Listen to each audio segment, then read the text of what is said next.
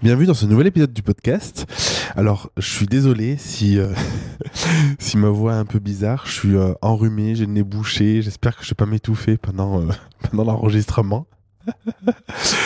Euh, Aujourd'hui, je vais te faire un petit podcast. Enfin, petit, je sais pas quelle durée il va avoir, mais je voulais t'enregistrer un épisode pour te parler un petit peu de la Graou, te parler un petit peu de mon business, des évolutions, des prises de conscience, des erreurs, peut-être, des échecs que j'ai pu avoir dernièrement. Bon, bien que je considère, on est beaucoup à parler de ça, que les échecs, ils sont là aussi pour nous faire avancer et pour justement voir qu'on n'a peut-être pas pris la bonne décision ou qu'on peut le faire d'une autre manière. Mais bref, je vais te parler un petit peu de tout ça à cœur ouvert parce que c'est quelque chose qui est important, je pense. Quand on est à son compte, quand on regarde un petit peu d'autres entrepreneurs sur les réseaux sociaux, on a tendance à souvent se comparer. Et en fait, souvent, on montre ce qui marche, on montre ce qui va bien. Je me suis fait la réflexion récemment où c'est vrai que parfois quand on poste une story sur Instagram ou quand on planifie un post, on l'écrit en avance. On fait ça dans des moments, la story, où on est joyeux, où ça se passe bien. Et c'est pas au moment où on est au fond du gouffre, où on est avec nos enfants qui hurlent à côté et tout, qu'on va penser à prendre une photo et la mettre sur Instagram, quoi. Et du coup, avec cet épisode, je voulais vraiment que tu puisses avoir accès à ce côté un peu backstage, à ce côté un peu ce qui se passe dans ma tête, ce qui s'est passé dans ma tête depuis le début d'année et les évolutions que ça engendre aujourd'hui.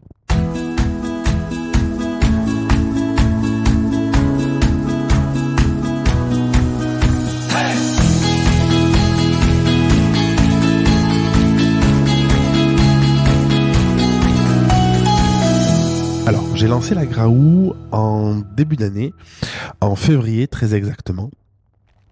À la base, la Graou, c'était pas du tout ce que j'avais imaginé aujourd'hui. Enfin, c'est pas du tout ce qu'elle est aujourd'hui. Pour avoir un petit peu de feedback, un peu de recul sur tout ça, ce qui se passe, c'est que je me suis lancé en 2012 à mon compte. Dans la photo, j'étais photographe. Et en fait, rapidement, à partir de 2014, 2015, 2016, ça s'est intensifié. J'ai proposé de la formation, à l'époque avec un ami, ensuite, par la suite, tout seul. Et il arrivait une étape dans ma vie, de fin 2019, début 2020, où je me suis dit, la photo, ça me plaît toujours, mais je veux pas, j'en pouvais plus, en fait, de faire de la photo à plein temps, plus de la formation à plein temps. J'étais sous l'eau, il y avait l'arrivée de mon premier enfant. Et du coup, je me suis dit, il faut que je fasse des choix. Et du coup, j'ai fait le choix d'arrêter une partie de la photo que je faisais, donc les mariages, les couples, les familles, tout ça. Et je me suis dit, et je voyais, en fait, depuis des années que j'avais fait un travail important sur moi, un travail de connaissance, un travail sur mes valeurs, sur mon pourquoi, sur moi ce que j'appelle dans la Graou la zone de génie aussi, ce truc où tu te dis c'est quoi ce truc que j'ai qui est en moi parce que depuis tout petit je l'ai acquis par mon histoire, par mes expériences, par tout ce que j'ai pu vivre et du coup que je peux apporter au monde et qui a une valeur énorme et qui me demande aussi peu d'énergie. Je suis souvent dans cette recherche c'est pas une question de peu d'énergie, il y a des journées je bosse beaucoup, mais c'est cette notion de ce truc qui t'épuise pas, en fait, qui te lessive pas au point de te sentir complètement vidé. Et je pense que c'est pas une question de charge de travail, mais en fait tu peux travailler beaucoup, mais sans que ça te demande beaucoup d'énergie. C'est-à-dire en prenant vraiment du plaisir, en étant dans la joie continuellement. Et donc avec le temps, avec ce travail sur moi, j'ai pris conscience de plus en plus de cette valeur-là, de ce que j'avais à apporter. Et donc je me suis rendu compte début 2019, enfin un petit peu avant, mais ça s'est acté fin 2019, pardon, début 2020, que je voulais plus accompagner que les photographes au départ, parce que je me disais, j'ai envie d'accompagner d'autres personnes, j'ai envie d'accompagner des personnes, parce que ça se limite pas juste à la photographie. Et donc la Graou, dans ma vision, dans ma tête, c'était vraiment un programme d'accompagnement qui allait permettre aux entrepreneurs, de manière générale, de pouvoir se connecter à leur singularité, à cette zone de génie, parce que c'est quelque chose qui est fondamental, et en même temps, arriver à avoir les moyens, les ressources, les méthodes pour l'utiliser dans leur entreprise. Parce que c'est bien de se dire, ok, mon don c'est ça, mais si on sait pas quoi en faire et que dans son quotidien d'entrepreneur, on sait pas comment l'utiliser, ça n'a pas de sens. Et Et du coup, à l'époque, j'ai créé la Graou comme ça. Donc, c'est un accompagnement qui était assez généraliste, on va dire, parce que du coup, ça s'adressait aux entrepreneurs. Donc, c'est une cible qui est assez large, qui est pas hyper définie, mais à la fois, j'avais pas envie de me restreindre à l'époque, parce que je me disais, bah, moi, dans ma vision, en fait, ce que je peux l'apporter à n'importe quel corps de métier, même en réalité à quelqu'un qui a un commerce en dur, ça marche aussi, mais bon, je voulais quand même un petit peu cibler. Et je me suis dit, en fait, c'est aussi la diversité. Moi, j'ai toujours, depuis que je suis à mon compte, depuis 2012, j'ai toujours été dans des petits groupes de mastermind, ou dans des partenariats, dans des échanges avec des personnes qui étaient dans d'autres professions, parfois qui n'ont absolument rien à voir, mais qui sont à l'opposé de ce que je faisais. Et j'ai toujours trouvé ça hyper riche, en fait, parce que du coup, souvent, on a tendance à se mettre entre personnes de même métier. Alors, c'est intéressant parce que les problématiques, du coup, sont vraiment similaires et du coup, on peut se comprendre, on peut s'apporter des pistes.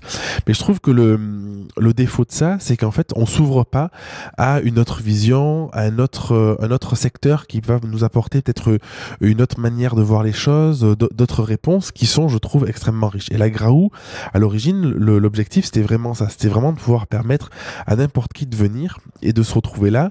Et ce qu'elle est rassemblée les personnes, c'est cette faculté à vouloir se connecter à soi, cette faculté à vouloir comprendre qui on est, à vouloir aussi soigner un petit peu ses blessures, à vouloir aller voir dans son histoire ce qui faisait qu'on était unique, et en parallèle l'utiliser dans son entreprise en développant une entreprise et une communication, un marketing, un relationnel, des prestations, des offres et tout qui étaient pleinement alignées.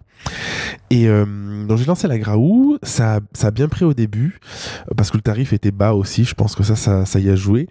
Et par la suite, même si j'ai eu des clients qui se sont inscrits, ça a jamais explosé comme je voulais que ça explose, en tout cas comme j'aurais aimé et comme je le projetais. Et ça c'est un truc, tu vois, c'est important de le dire parce que la Graou, j'ai des membres, la Graou ça fonctionne bien, la Graou c'est ouf en fait, les transformations à l'intérieur.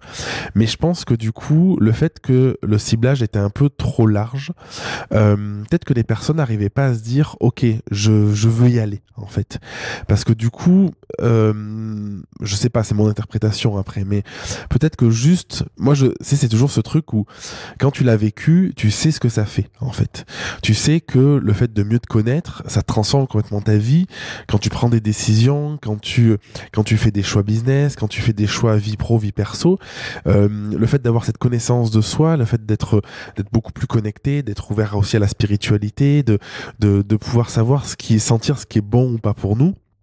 C'est ouf, parce qu'en réalité, bah, du coup, tu sais, est-ce que je vais dans ce projet ou pas? Bah, du coup, c'est beaucoup plus facile de prendre la décision. Est-ce que je crée cette offre ou pas? Est-ce que j'ai envie de tel type de client? Je trouve que tout est beaucoup plus fluide. Mais la difficulté, c'est qu'en fait, ça, j'ai l'impression que tu le sais après coup, quand tu as déjà fait un chemin. Alors que de base, d'origine, c'est peut-être pas, ce qu'on se dit. Et je me suis replongé en me disant, bah ouais, moi, quand j'ai démarré la photo, même les 4 premières années, on va dire, ce que je recherchais, c'était quand même de la technique, en fait. Et le chemin d'apprendre à mieux me connaître, de me développer, ça s'est fait avec le temps, un petit peu en parallèle. Mais c'est pas ce que je recherchais parce que j'avais pas du tout cette conscience-là. Et du coup, ça, je pense que c'est une vraie erreur que j'ai fait avec la Graou, c'est de mettre trop le côté dev perso au centre, en imaginant que des personnes auraient cette conscience-là. Alors, il y en a qui l'ont, mais c'est quand même assez peu de personnes, j'ai l'impression. Alors, je sais pas dans quel cas tu es, toi. C'est ta conscience que c'est l'importance du mindset en fait, parce que c'est ça dont il est question. Et moi aujourd'hui je vois que c'est 80-90% en réalité. Enfin, quand t'as un blocage, c'est que ça en fait. C'est pas dans la technique, c'est pas dans les méthodes. Au pire tu peux déléguer, tu peux te former aujourd'hui pour 3 fois rien en quelques jours ou quelques semaines. Donc c'est jamais un problème de technique, c'est toujours un problème d'état d'esprit. Et ça c'est pas forcément hyper clair au début parce que ça veut dire une chose qui est importante. Et ça veut dire qu'il faut partir du principe que le problème, il vient de nous. Et le problème, il n'est pas à l'extérieur. Et je pense qu'on est peut-être beaucoup, alors moi je suis plus comme ça, mais à une époque je l'étais, à penser qu'il faut que l'aide, elle vienne toujours de l'extérieur et que c'est jamais nous qui sommes à l'origine du problème. Alors qu'en fait, on est les maîtres de nos vies. On est les seules personnes qui sont capables de faire les choix pour nous. On est les seules personnes qui peuvent décider de la vie qu'on peut avoir. Et personne ne peut le faire pour nous où des personnes peuvent nous y aider, mais personne ne peut le faire pour nous. Et du coup, me rendant compte de ça et voyant que les membres, même s'il y en a qui rentraient, c'était pas folichon, je me suis dit, c'est quoi le besoin?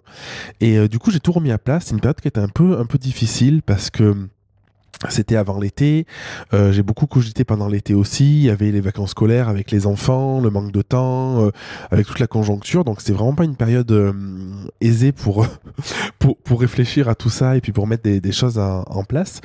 Mais je me suis vraiment recentré sur moi, si je devais rentrer dans un programme comme ça, à l'époque, du coup, le Jérémy d'il y a 10 ans, on va dire, ou il y a allez, 6-10 ans, qu'est-ce qu'il chercherait? Et je me suis dit, en fait, moi, ce que je chercherais, c'est pouvoir développer mon entreprise. Le nerf de la guerre, j'ai envie de dire, c'est pas une guerre, j'ai déjà dit dans le podcast, mais c'est une expression que j'aime bien employer, mais qui est pas forcément représentative. C'est quand même le chiffre d'affaires, je trouve, c'est quand même d'avoir des clients. Parce que du coup, t'as beau te dire, bah, je kiffe ma vie, je sais pourquoi je suis fait, c'est génial. Si t'as pas d'argent et que t'as pas de clients et que tu vis pas et que ton entreprise elle vit pas, bah, du coup, t'as une vie de merde, quoi. Donc, très honnêtement, je me suis dit, bah oui, en fait, forcément, pouvoir développer ses offres, pouvoir développer sa communauté, pouvoir trouver des clients, pouvoir développer son chiffre d'affaires, c'est quand même la base.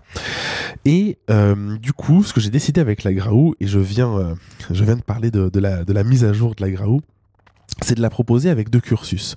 Je mets pas de côté du tout la partie de développement personnel parce que pour moi c'est central et tu vois je te le dis là dans le podcast, si t'en as pas conscience en fait, si t'as des problèmes dans ta vie de manière générale, si ton entreprise marche pas, il y a de fortes chances que ce soit pas un manque de technique, un manque de savoir-faire ou de quoi que ce soit, ça c'est important et ça s'acquiert avec le temps, tu vois, il faut progresser, c'est important, mais c'est sûrement que t'as des blocages. Et d'ailleurs une petite parenthèse, je discutais avec une copine photographe et j'ai partagé sur Instagram une partie de notre échange et c'était hyper intéressant parce que la personne me disait ben voilà c'est vrai que j'ai quand même du mal à me vendre, augmenter mes prix, j'ai du mal à réussir, ça marche mais j'ai du mal à vraiment développer mon entreprise et du coup elle avait une recherche un peu de choses concrètes techniques en fait et c'est pas que c'est pas utile mais en réalité en creusant en fait ce qui se passe c'est que en discutant je me suis rendu compte que le blocage était dans le fait que elle voyait la réussite et le fait d'être entrepreneur comme quelque chose de très négatif en fait. Si t'es entrepreneur tu te coupes de ta famille dans ses croyances parce que du coup dans son histoire ça s'est passé comme ça, tout ce que tu peux construire donc une maison par exemple ça passe par un héritage, c'est une des croyances aussi qu'elle avait et du coup forcément il y avait d'autres choses mais forcément quand tu as ce socle là de croyances que pour être entrepreneur tu dois te couper de ta famille et t'as pas le droit de créer quelque chose par toi-même et ça doit venir de l'extérieur, c'est très compliqué de créer une boîte, c'est très compliqué de la développer, c'est très compliqué de réussir en fait et du coup le problème il n'est pas dans la technique et en fait on peut faire 50 formations, 1000 formations, ça changera rien parce que si le blocage c'est une croyance qui est ancrée et qu'on n'en a pas conscience, du coup en fait on va rester planté là et ça va jamais marcher ou ça marchera péniblement. Parfois il y aura des hauts et des bas, mais du coup on sera toujours ancré dans ces croyances familiales. Et du coup c'est pour ça, fin de la parenthèse, que j'abandonne pas la partie dev perso la Graou, bien au contraire. Par contre j'ai décidé de créer 2 cursus dans la Graou. Un cursus par rapport à des métiers, parce que je pense que c'est un vrai besoin et ça c'était mon erreur fondamentale, c'est d'avoir une cible qui était trop large par rapport à ce que je proposais. Et moi mon métier de cœur c'est la photographie. Aujourd'hui, je fais plus que des séances portraits. J'ai arrêté tout le reste, mais je continue à faire des photos. Et mon deuxième métier de cœur, c'est ce que je fais aussi en parallèle, en même temps, c'est du coaching et de la formation. Et du coup, aujourd'hui, la Graou, c'est quoi? C'est 2 cursus. C'est un cursus pour les photographes, un cursus pour les coachs et les formateurs. Donc ça, c'est 2 cursus distincts avec des rendez-vous distincts, avec des coachings distincts. La Graou, c'est vraiment un programme d'accompagnement. C'est-à-dire que moi, je pars du principe que les formations en ligne, c'est bien pour suivre un contenu quand tu as un besoin technique, théorique, ponctuel, et que tu as envie de le suivre seul. Par contre, je pense que comme je te le dis depuis le début, et puis dans mon podcast tout le temps, en fait, les problèmes dans la tête, tête, il se résolvent rarement juste par une formation en ligne, quoi. Et du coup, c'est vraiment un programme d'accompagnement pour aller chaque mois travailler, creuser, comprendre ce qui peut bloquer, ce qui peut, voilà, ce qui a dépassé.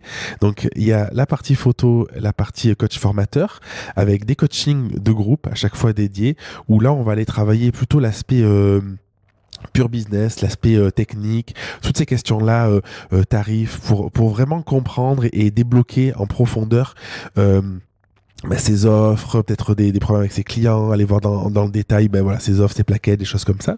Et ensuite, en parallèle de ça, c'est le cursus Graou aussi classique qui va se faire en mixité avec les coachs, les formateurs et les photographes. Et l'idée là, c'est de trouver justement cette diversité, je trouve, qui est quand même super chouette. Et avec justement les mentors qui interviennent sur des problématiques un peu plus larges de connaissance de soi, sur des blocages, sur l'hypersensibilité. Charlotte, elle intervient beaucoup sur cet aspect de comment arriver à te connecter à tes émotions, comment arriver à te connecter à ta sensibilité, comment en faire une force dans ta communication. Et ça, je trouve que c'est puissant aujourd'hui, parce que moi, j'ai l'impression que les choses changent. J'ai l'impression que on peut plus faire comme avant, de juste se cacher un peu derrière un compte Insta ou derrière un site et juste balancer 2-3 trucs et puis attendre que ça marche. Je pense que pour moi, la vente a toujours été additionnelle, mais j'ai l'impression que c'est quelque chose d'encore plus fort, où il y a un besoin de reconnexion à l'autre, il y a un besoin que les choses fassent sens, et du coup, l'acte d'achat, j'ai l'impression qu'il se fait aussi parce qu'il y a un ressenti qui est puissant derrière et une connexion qui est forte derrière. Et ça passe par le fait de se connaître, par le fait d'arriver à pouvoir exprimer qui on est, quelles sont ses forces, qu'est-ce qu'on aime dans la vie, qu'est-ce qu'on n'aime pas aussi, pourquoi pas, son style de vie aussi, toutes ces choses-là, arriver à l'exprimer pour connecter justement avec des clients. Enfin, moi, j'ai l'impression que c'est ce qui se passe, et j'ai l'impression que c'est quelque chose une tendance qui va quand même je sais pas comment dire, se développer. Donc voilà, donc Charlotte, enfin bon, la Graou, c'est il y a 6 ou 7 coachings par mois selon les mois. Il y a du coup accès à toutes les formations photos, les formations pour les formateurs, pour les coachs, tout. Enfin, c'est vraiment un programme hyper complet. Je te mets en description d'ailleurs le lien si tu veux t'inscrire au formulaire pour qu'on en discute. On va bientôt lancer avec l'équipe une nouvelle promo là, donc ce sera peut-être l'occasion pour toi de voir ça, je t'en reparlerai. Mais voilà, je voulais te faire un épisode aujourd'hui sur ça pour te dire que peut-être malgré les apparences, tu vois, même si la Graou ça fonctionne quand même, c'est important de mettre en avant que parfois il y a des bugs, il y a des trucs qui fonctionnent pas comme t'aimerais, ou que ça prend pas l'ampleur que t'aimerais.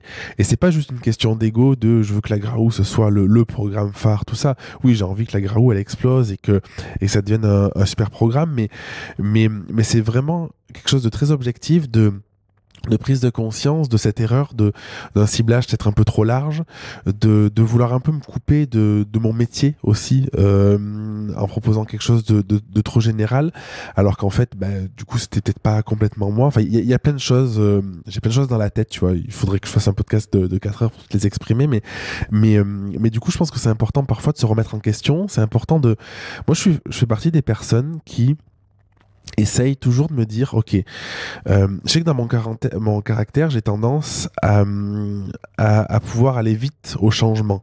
Et je sais que ça peut desservir, parce que si tu changes tout le temps, en fait, il n'y a pas de cohérence, en fait. Il n'y a pas de cohérence. C'est pas fluide aussi, et puis tu prends même pas le temps de savoir si ça peut fonctionner ou pas. Et là, la Graou, ça change aujourd'hui, en sachant que ça fait 9 mois qu'elle est lancée, et je pense que c'est le bon timing, parce qu'en 9 mois, j'ai vraiment pu voir un petit peu ce qui fonctionnait moins, les besoins, les transformations des membres. C'est ouf dans la Graou, c'est vraiment incroyable. Et là, je pense qu'avec les nouvelles formules, avec les 2 cursus, ça va être encore plus dingue, parce que du coup, ça va vraiment connecter encore plus fort au métier. Je sens que je serai encore plus capable d'aider les personnes à développer justement leur entreprise. Voilà ce que je voulais te partager aujourd'hui, donc pour un podcast qui est peut-être un peu plus long que d'habitude. Tu l'as compris, la Graou, c'est mon bébé mon deuxième bébé de cette année. Après Elia, bien évidemment. Et si tu as envie d'en discuter, si tu as des questions, n'hésite pas à me les poser. Franchement, c'est un plaisir. Si tu veux qu'on échange, voilà, c'est avec un réel bonheur qu'on peut le faire. Et puis je te dis à mardi prochain pour un prochain épisode, du coup, sur un sujet complètement différent, tu verras. Allez, je t'embrasse. Merci d'avoir écouté l'épisode jusqu'au bout. Si tu veux participer à l'émission et me poser une question, je t'invite à te rendre sur www.jeremyguillaume.fr/podcast et à remplir le formulaire prévu à cet effet. Je te donne quant à moi rendez-vous mardi prochain pour un nouvel épisode. Et en attendant, si ce n'est pas déjà fait, je t'invite à t'abonner et à laisser un avis sur Google Podcast ou Apple Podcast. Et si tu penses que cet épisode peut aider une personne de ton entourage, je t'invite à lui partager afin de l'aider à avancer. Je t'embrasse.